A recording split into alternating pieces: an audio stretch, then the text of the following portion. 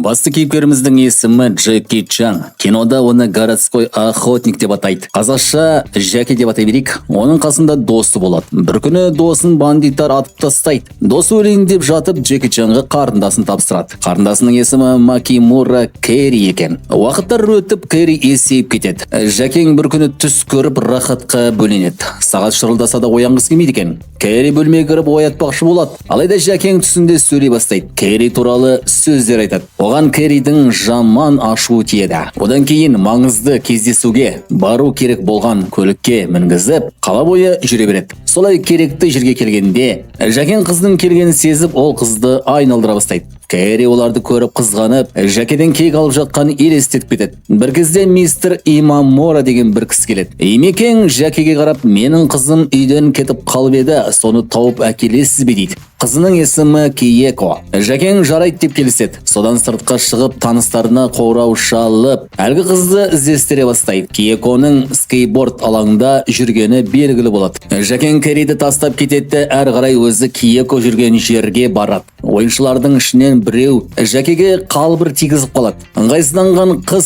сол Киеко болып шығады. Жәкең суретке қарап, таптым сені деп жатқанда, Киеко қашып кетеді. Жәкең артынан қуады. Ал Жәкең артынан басқа скейтбордистер қуады. Жол бойы біздің Жәкең неше түрлі трюк жасайды.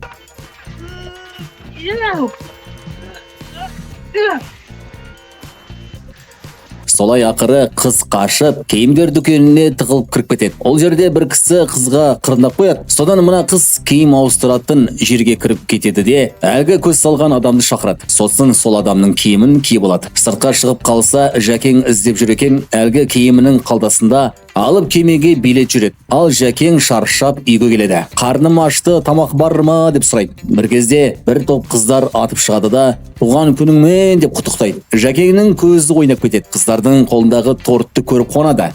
Қарнаш қой. Содан әлгі қыздар Джекидің қолын байлап қояды. Сосын тортты береміз дейді. Bir кезде әлгі қыздар Джекиді ұрмақшы болады. Жәкең не үшін деп еді, ана қыздар оған, сен біздің күйеулерімізді түрмеге отырғыздың, сол үшін кек аламыз дейді. Bir кезде Кэри де тортпен келеді. Сол кезде ана қыздар актриса болып Жәкеге жабысты бастайды. Ашуланған Кэри тортты лақтырып қалады, бірақ торт өзіне ұшып келеді. Сосын Кэри ренжіп кетіп қалады. Сол кезде Джеки ызаланып, әлгі қыздарға қазір көрсетемін дейді. Уақыт өтіп, әлгі үлкен саяхаттық кемеде Кэри мен оның жаңа досы екеуі кетіп бара жатады. Оған Джеки де асығып келе жатады. Сосын маңайда екі қызды көріп қалып, сөйлеспекші болады. Бірақ әлгілер кетіп қалады. Кемеге кірер алдында Кэри де көріп қалады. Артынан еріп бармақ еді, бірақ билеті жоқ қой. Қызметкерлер оны лақтырып жібереді. Ар жағында бағанағы Киеко жүр. Алайда Жәкең бәрібір де амалын тауып кемеге кіріп алады. Содан қызметкерлер тағы да Джекиді көріп қалады. Жәкең аналардан қаша бастайды. Сосын бір үзім нанды көріп қалып, қуанып кетеді. Бірақ бір жігіт нанды басып қалғанда Жәкең ашуланып, оны ұрып тастайды. Солай тығылып жүрген Жәкең кеменің дыбыс бергіш жақта тығылып қалады. Кеме дыбысын беріп қалғанда Жәке ұшып кетеді. Құлағына қатты әсер етеді. Бағанағы келген екі қыз да бекер келмеген екен. Олар да белгілі жоспар бойынша келген екен. Кейін бір бөлмеде Ким деген жігіт жаттығып жатады. Ол кездегі актерлар мықты етін. Денесі шынымен шымыр екен. Солай сөйтіп өзінше жаттығып жатыр еді. Бөлмесіне Макдональд деген бас екесі келеді. Ким оған, неге кешігіп жүрсің деп қояды. Макдональд оған, сабыр ет, ашуланба, жай ғана рахат ал дейді. Макдональдты ойнап жатқан актеріміз жуырда қайтыс болды. Ал Жәкең болса маңайды қарап тамақ іздейді. Солай жүріп Кэриді тауып алады. Бірақ Кэридің айтқан сөздері дым естілмей тұр. Бағанағы қатты дыбыстың әсерінен ашуланған Кэри Жәкеңді бассейнге итеріп жібереді. Сосын ойын залын көрсетеді. Ол жерде адамдар қарт ойнап отырады. Ішінде бір жігіт бар, керемет ойнайды екен. Бағанағы тапсырма бойынша жүрген екі қыз да осы жерге келеді. Бағанағы жігіт қартты жеңе бергесін, қарсыласы ашуланып тексермек болады. Солай осы жерде өзара төбелес болып кетеді. Әлгі жігіт қарттарды қару секілді қолданып, өзінің қарсыластарына лақтырады. Ал Макдональд кемені тонау жоспарын құруда. Ішінде біреуі байқамай қаруды атып қалады. Әр жақ бөлмеде Киеко жүр еді. Бандиттардың әңгімесін естіп қалып, шошынып өзін білдіртіп қояды. Бандиттар сезіп қойып артынан қуады. Киеко болса сыртқа шығып, қызметкерлер адамнан көмек сұрайды. Алайда әлгі жігіт Макдональдтың адам екен. Ол қызға тапаншаны ұстап жатқанда, маңайда жүрген Джеки ана жігітті бір береді. Қыз бірден Жакеге жақындап, ой сен кімсің? Сен жақсы адам екенсің ғой деп өзгере шығады. Бір кезде Макдональдтың адамдары қаптап кетеді.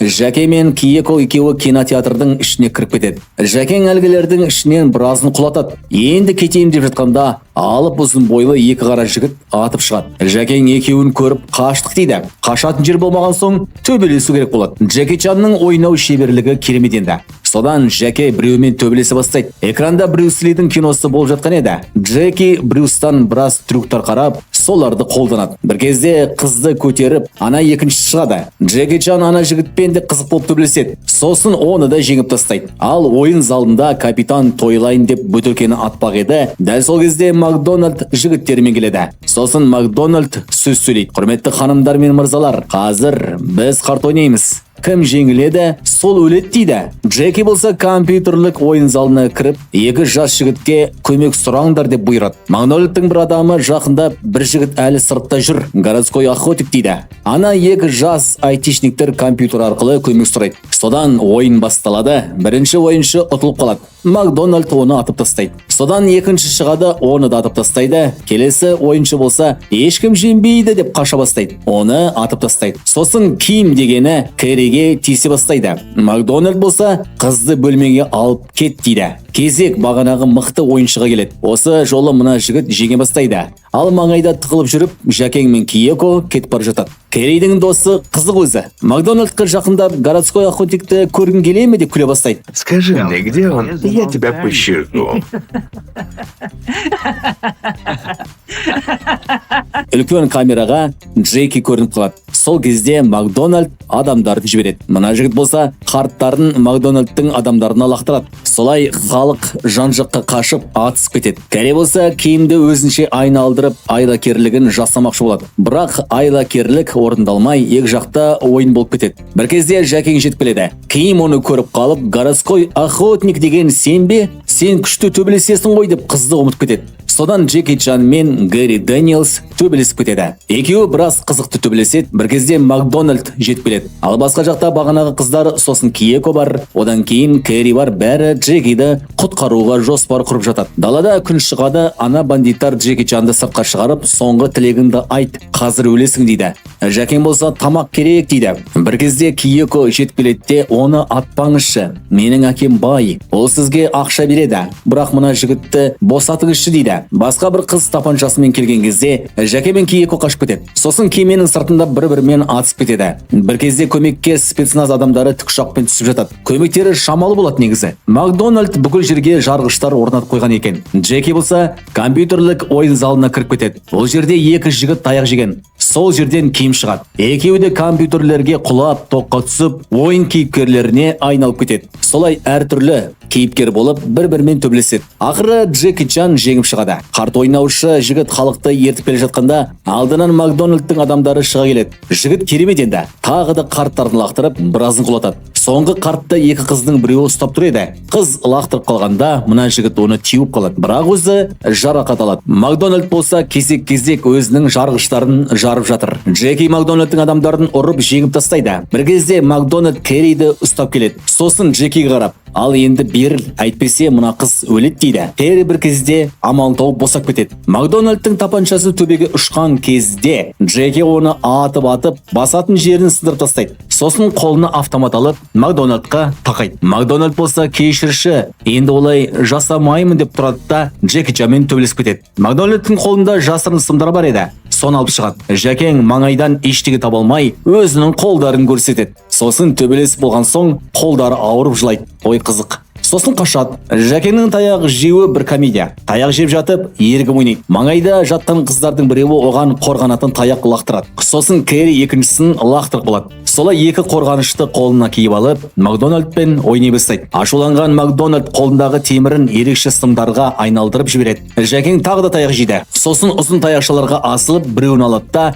Макдональдты ұра бастайды. Солай Макдональд жерге құлап, қолына пульт алып жармақшы болады, бірақ әрі ұшып пультты басып өзін жарады. Солай бәрі сыртқа шығады, көмекшілер жетіп келген екен. Ал Джеки болса, маған тамақ беріңіздерші деп қоқылады. Арада біраз уақыт өтіп, Джеки мен Кэри Киеконы оны әкесіне әкеліп береді. Әкесі рахмет айтып, менің қызыма күйеу боласың ба? Менің серіктесім боласың дейді. Сыртқа шығып кеткен Кэрри сөздерін естіп қалады. Джеки келісті деп ойлап, ашуланып кетіп қалады. Жәкең қолына гүл алып, қуып жетіп кешірім сұрайды. Жолда бағанағы қыздардың біреуі Жәкеңді тоқтатып сөйлесіп қалады. Жәкең болса гүлді ана қызға бере салады. Кэрри тағы да ашуланып, елестеткендей үлкен кубалдамен Жәкеңді бір береді. Жәкең ұшып барып қыздардың ортасына түседі. Осылайша кино аяқталады.